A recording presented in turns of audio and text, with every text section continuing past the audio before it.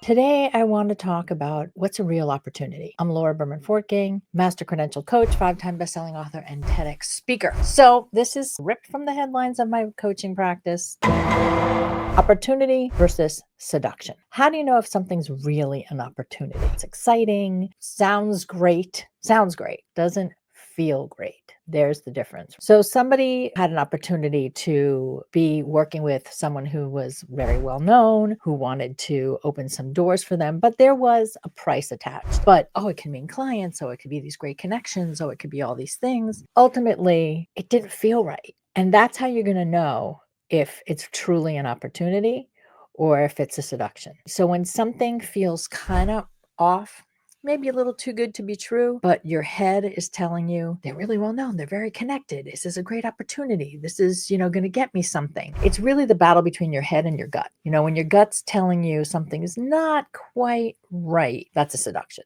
not an opportunity. An opportunity, sure, it could still come with nerves, it could still come with some insecurities, but ultimately it doesn't gnaw at you the way that a seduction would.